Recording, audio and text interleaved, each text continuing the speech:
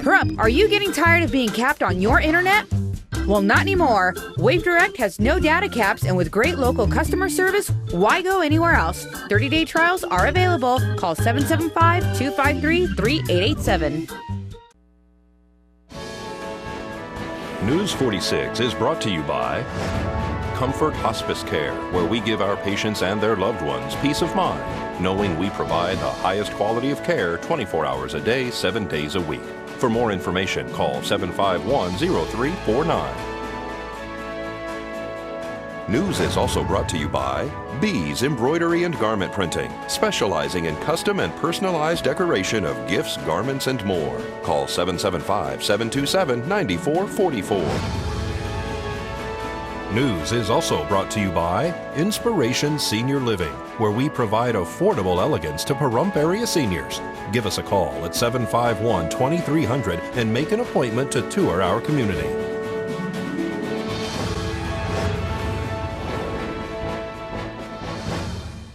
Tonight on News 46, the Nye County Sheriff holds a press conference. Highway 372 is temporarily closed for a two-vehicle accident, and locals celebrate the Day of Prayer. News 46 starts now. You're watching KPVM News 46 with Monique Mitchell. Local coverage from Deanna O'Donnell.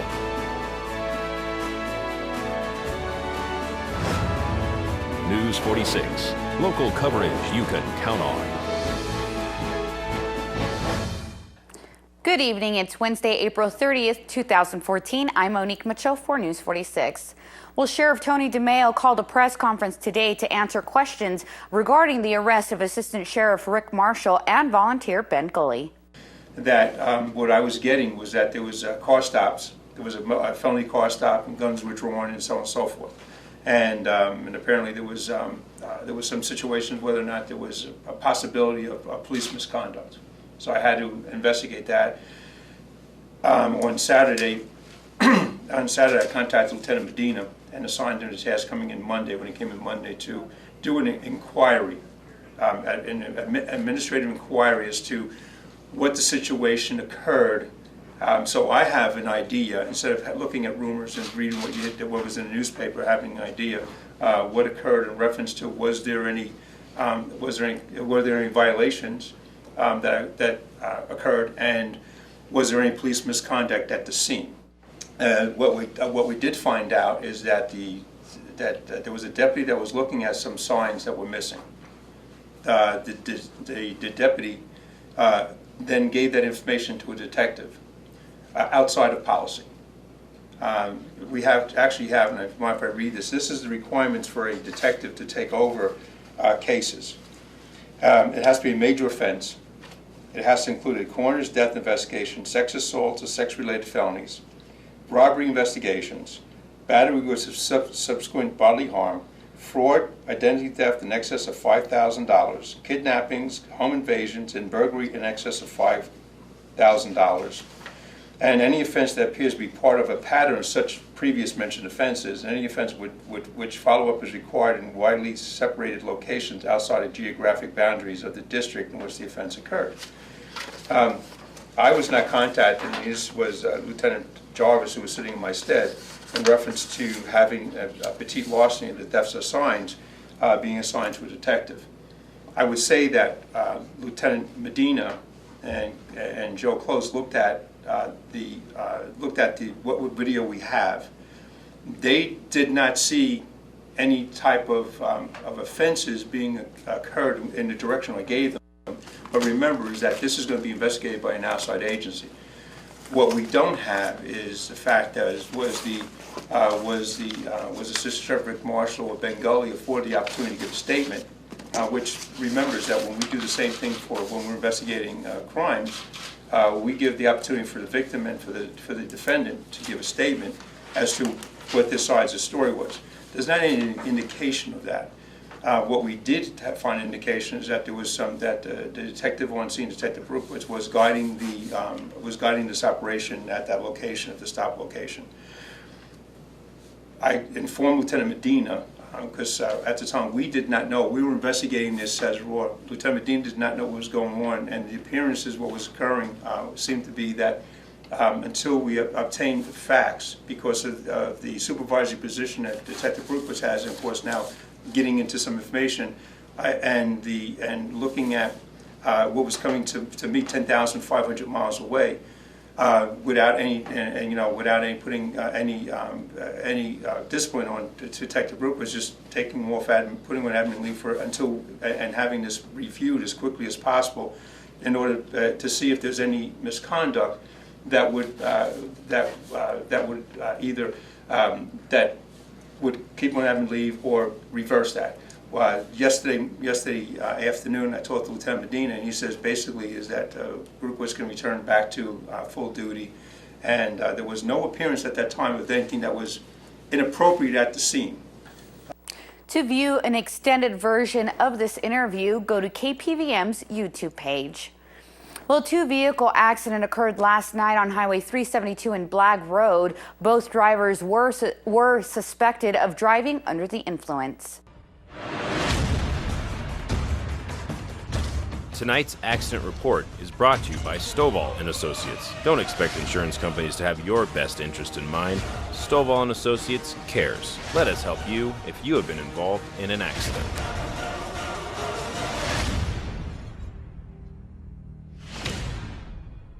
Both drivers are suspected of being under the influence when the accident occurred last night on Highway 372 and Blagg. Around 9 p.m., Nye County Sheriff's deputies blocked traffic westbound while the accident investigation was being conducted. The small sedan sustained major damage to its front end, and its hood was up as a result of the accident.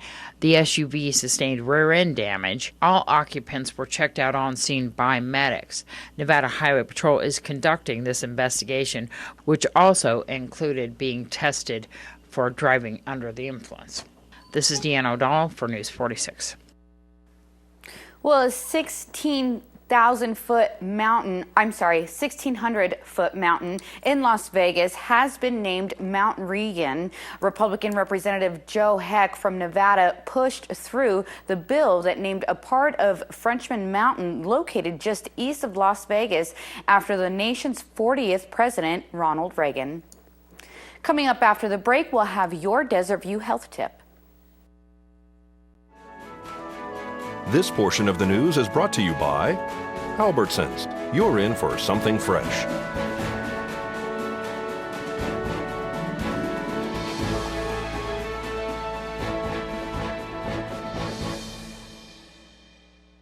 Welcome back to News 46. Well, almost 15% of the general population is affected by migraine headaches. Previous research has shown that patients experiencing migraines had a higher risk of developing small lesions in the brains, white matter. A new study re-examined these individuals to assess whether they continued to have these same patterns of changes in the brain. This health tip is brought to you by Desert View Hospital and Mountain Valley Physicians Group. Don't put your health on hold. We have time for you. Call us to schedule your appointment. 775-751-7100. Almost anyone experiencing a migraine says it often comes with debilitating symptoms. It's characterized by headache and nausea and sensitivity to light and sound. Dr. Lenore Launer from the National Institute on Aging and co-authors examined a group of randomly selected middle-aged men and women living in the Netherlands. In 2000, we identified around 435 individuals, some of whom did not have migraine and some of who did have migraine.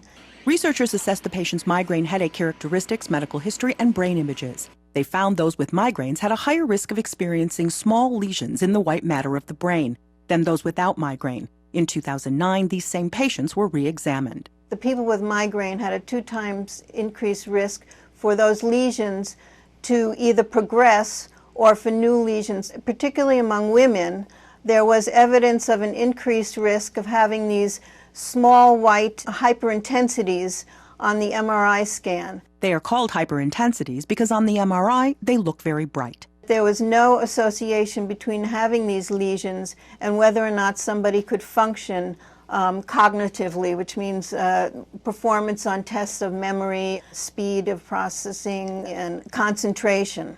There is also no proof that these headaches cause the lesions. However, some evidence suggests that lesions in the white matter may be associated with a migraine attack. This really changes the game in terms of thinking that migraine is an intermittent condition that does not leave any lasting trace on the brain, to something where it's a more chronic condition where there actually is some evidence left as a result of the migraine.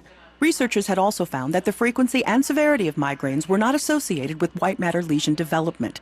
Researchers point out that these results have no clinical implications and should not change how patients and physicians manage migraine care. Catherine Dolph, The JAMA Report. There was also no association between migraines and the progression of any brain lesions in men. Well, the Board of County Commissioners discussed another zoning issue recently on their agenda. Commissioner Carboni, what do you? This is without requiring to obtain a conditional use permit, correct? That's correct. And what this does is relaxes the zoning code just a little bit to those uses that happen to be a residence and they want to expand their existing house and they happen to be commercially zoned. They can do that without having to get and go through the extra process of a conditional use permit. So we're relaxing what the zoning code states today. Thank you. Currently today, you would have to go through this. The whole intention was to remove that requirement that, as Sam has just pointed out, that he doesn't need to go to the county office and say, I want to go do this. They're grandfathered in, don't have to worry about it. If it's commercial property?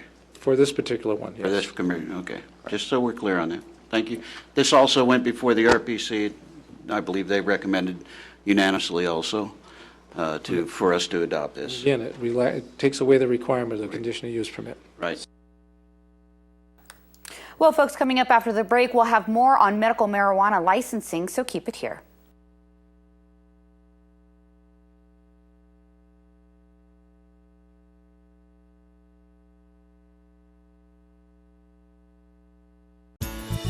I'm Norma Jean with Realty Executives in Action. Do you have any real estate plans for 2014? Why not put your plans in the hands of an executive? It costs no more to have the very best. Put our experience to work for you. Today's news is brought to you in part by Dr. George Leeks, Pahrumps optometrist since 1990, offering full-spectrum eye care for children and adults. Call today, 727-8300. Welcome back to News 46. The Pahrump Town Board has proposed an ordinance for medical marijuana licensing establishments, a business license application, and fire inspection fee for the facility would cost $2,100 along with an annual fee of $3,000 per year. Well, a check was presented to a representative for the American Cancer Society's Relay for Life Pahrump Relay for their powder puff races that were held Saturday at the Pahrump Valley Speedway. Well, we had a full line of racing Saturday night, plus we had the powder puff race. And I'll let this beautiful young lady explain what we had going on. Thanks, Chad. Okay, it was the Powder Puff Relay for Life fundraiser for our team, which is called Racing Over Cancer. And Chad sponsors us every year and lets us put this up here. He donates $1 from each fan that comes in. And we had 13 cars this year. And it's just a fun event. It's silliness, but it's great. So these drivers aren't your typical drivers that are racing during this one particular race, right? Right, yeah, they're all new drivers. They can't be a professional driver. They just the husband, wives of the husbands are friends, and they come out and they jump in a mini stock and they go race. So tell me how the race went. It went really well. I mean, it was not real fast this year, but there were no real big yellow flags, were there? No yellow flags. The first and second place were both teenagers. Mm-hmm. Who's that? First place was. We have to deal with the sun. Yeah, it was. It was Van Egan, I think was her last name, and Bailey Chappell was second place, or Andy. No, Van Egan was third. Andy was first, and Andy and Bailey are both in high school. Mm-hmm. So this race, how much money was earned? This one, we have a check that we're presenting today for $650 for the entry fees plus $1 for every fan that was here. Wow, fantastic. Yeah, and then that same night we raised another $530, which it gave us a total of $1,180. That's a lot of money for this. It's wonderful. This all goes to what? Cancer research, American Cancer Society, and cancer research, which benefits us all. And so if people would like to join the Relay for Life, the Pahrump Relay, how can they do that? They can go to relayforlife.org/PahrumpNV and pick the Pahrump, Nevada event, which will be May 16th and 17th, starting at 6 p.m.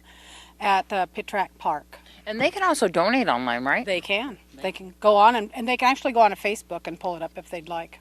And they can donate that way. Thanks to Pahrump Valley Speedway for holding this fun race every year. We got to do it. We just have to do this. You know, we try to find certain organizations every year to donate to, and this is one of them. We figure this is one of the biggest and best ones we could take on.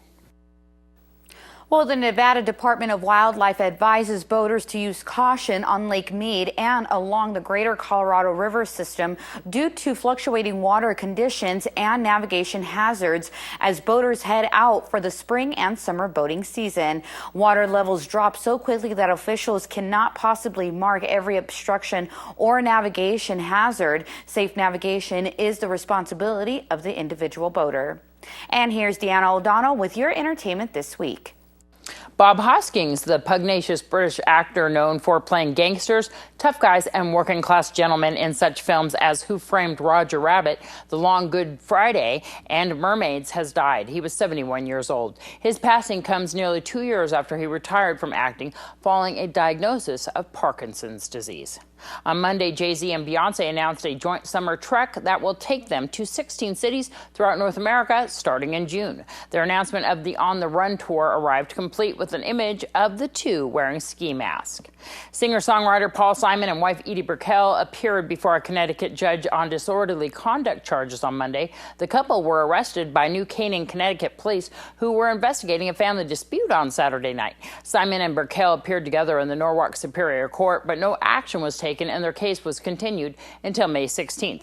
Investigating officers gathered information and found probable cause to arrest Simon, who's 72, and Brickell, who's 47. Simon and Brickell were held in custody Saturday night before being released on a promise to appear notice. No other details have been made public about the alleged dispute.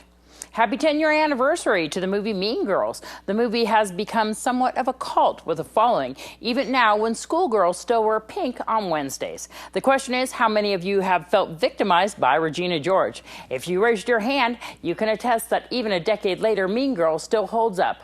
A dear friend of mine who was the sound editor for Mean Girls thought the movie Independence Day would be the movie he was best known for. But I would think twice, Vic. More one-liners than ever come from Mean Girls. I'm Deanna O'Donnell. That's your entertainment this week. Thank you, Deanna. Well, the Nevada Department of Wildlife is recommending hunters statewide be allowed to take more elk and fewer mule deer this year, due in part to persistent drought that will make it difficult to support typical herd sizes. And tomorrow is the National Day of Prayer. Heritage Bible Church will be holding an event in the Pahrump Nugget parking lot. Well, we're most excited. The National Day of Prayer is going to be on May the 1st. And over at the Nugget, they have allowed us to use the end of the parking lot, which will be right there on the corner of 160 and 372. And at 10 o'clock to, I think, 2 or 3, we're going to be out there. We've got a couple tents out there, lots of chairs, and we're all just going to be praying as a community. And at 12 noon, we're going to have, at this point so far, we've got 8 pastors that are going to be standing there holding hands across the front, which would be really exciting. All denominations, or? All denominations, yes. We got a priest, and we have a rabbi, and I know our pastor's going to be there. So we've got all kinds of really wonderful people that are going to be out there, and we're going to have a little entertainment, some music and everything. And actually, you can come out anytime you want to, because the whole day is a National Day of Prayer. But our event will be from 10 to 2. And for more information, is there a number to call? So we have Pastor Ed. His number would be 702-496-4829. And Pastor Ron which is 775-910-9995. And there's also my phone number. My name's Carolyn, and my number is 775-253-0781. Now let's join Angela Miles with today's first business brief. This is the first business brief for Wednesday, April 30th. I'm Angela Miles. The head of the SEC tells Congress U.S. financial markets are not rigged. Mary Jo White says there's no evidence yet that high-speed traders have done anything illegal. White was responding to the book Flash Boys, written by Michael Lewis, who claims high-speed traders are using electronics to gain unfair advantage over average investors. A couple of luxury car companies are recalling vehicles. Mercedes-Benz is recalling 284,000 C-Class cars for a possible failure with the rear lights caused by corrosion. Replacement parts will be available late summer. At BMW, 156,000 cars and SUVs will be recalled next month to replace faulty bulbs that could cause the engine to lose power or stall. And consumers put the price of mom at about $160 this Mother's Day. According to the NRF, that's about $3 less than they spent last year. That's the first business brief. I'm Angela Miles. Well, folks, right after these messages, we're going to have your weather with Noah Began, so keep it here. News 46 weather is brought to you by your local dairy farmers. Dairy products are very important in maintaining a healthy body. Hello and welcome back to News 46. Today is Wednesday, April 30th. Today we had nice sunny skies with a high of 81 degrees. Your average temperature at this time of year is 83 degrees, so it's not that different from our high today. Winds were coming from the north today at 14 miles per hour with gusts up to 29 miles per hour. It's pretty windy out there. I was just outside like 5 minutes ago. It is pretty windy out there. Yes, the UV index today was 9, which is very high. Humidity was at 12%. Sunrise is at 5:52 this morning. It's nice and early. And the record high in 1981 was 99 degrees. Tonight we'll have clear skies with a low of 55 degrees. Your average temperature at this time of year is 61 degrees. Winds will be coming from the north-northeast at 7 miles per hour with gusts up to 13 miles per hour. Humidity will be at 20%. Sunset will be at 7:31 p.m. And the record low in 1967 was 38 degrees. Tomorrow we'll have sunny skies with a high of 86 degrees and a low of 58 degrees. Winds will be coming from the north at 4 miles per hour with gusts up to 8 miles per hour. Humidity will be at 19%. Sunrise will be at 5:51 a.m. and the UV index will be 9, which is very high. As we look at our 7-day forecast, looks like we're going to have a nice couple of days of sunshine, but the clouds will be rolling in on Saturday, and it looks like they're going to be sticking around for a little while. Your high temperatures will be ranging from the mid-70s to the mid-90s, and your low temperatures will be ranging from the low 50s to the mid-60s. Well, it looks like we're going into a nice warm weekend here. Starting to really feel like summer out there. I'm Noah Began for News 46. Back to you at the desk. Thank you, Noah. And folks, that does it for this edition of News 46. I'm Monique Mitchell. And from everyone up here at News 46, we hope you have a great evening, and we'll see you here again tomorrow. Until then, good night.